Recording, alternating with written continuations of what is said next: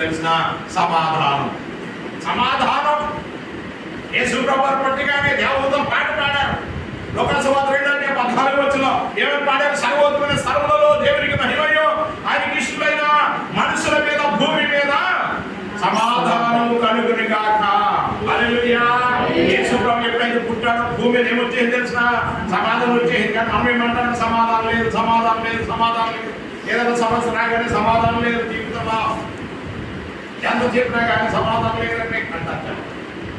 యేసు ప్రభువు ఎప్పుడైతే భూమి మీదకి వచ్చేసాడో భూమి మీద మానవుడికి ఏమొచ్చిందంటే సమాధానం, ఇష్టమైన వారికి సమాధానం వచ్చేసింది. హల్లెలూయా. దేవుడు ఇచ్చే సమాధానం ఏం చేసుకోకూడదు?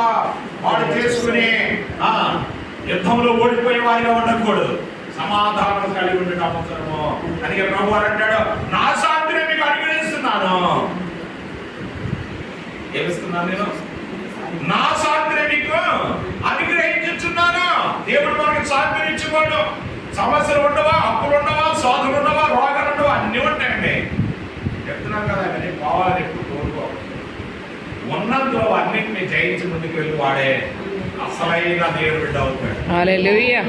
హల్లెలూయా. ఏమి జయించుకుని ఏం చేయమని చేతగా వెళ్ళిపోతాను, జీవితం ముగించుకున్నాడు వాడు.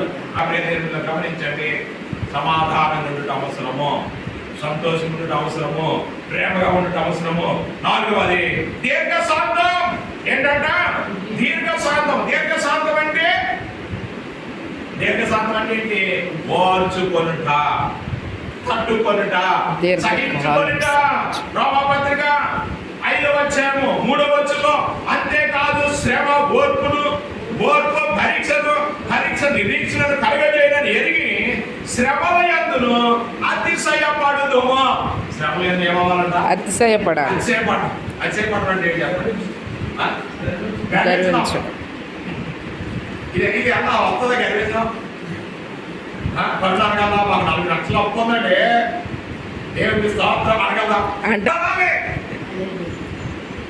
కనుక ఉంటాయి, అన్నీ ఉంటాయి. కానీ వాటిని జయించడానికి ప్రయత్నం చేయాలి. ఇక్కడ అర్థం మాట ఏంటంటే అది ఒక పరీక్ష. దీర్ఘశాంతం. ఓర్చుకోవాలి, తట్టుకోవాలి, సహించాలి, ముందుకు వెళ్ళాలి. జీవితంలో చాలా బలహీనమైపోతున్నా కొన్నిసార్లు. వ్యాపారం నష్టపోతాం. ఈ విధంగా రేపు తీరుతుంది. నాకు నుండి దేవుడు లేవనెత్తుతాడనే ధైర్యం వచ్చింది కనుక ఈ రోజు మన మధ్యలో సజీవంగా ఉన్నాడు. హల్లెలూయా. దీర్ఘశాంతం అవసరం. నీ అప్పులు, నీ సమస్యలు పండవలే కనబడతాయి. నీ రోగాలు పండవలే కనబడవచ్చును. అయినను దీర్ఘశాంతం అవసరము. దేవుని బట్టి నువ్వు భరించాలి, జయించాలి. ఈ దీర్ఘశాంతం లేకపోతే నువ్వు జయించలేవు. జయించడం ముఖ్యం. ప్రతి క్రైస్తవుడు జయించాలి, ప్రతి సమస్యను జయించాలి, ప్రతి అప్పును జయించగలగాలి. హల్లెలూయా. హల్లెలూయా. హల్లెలూయా.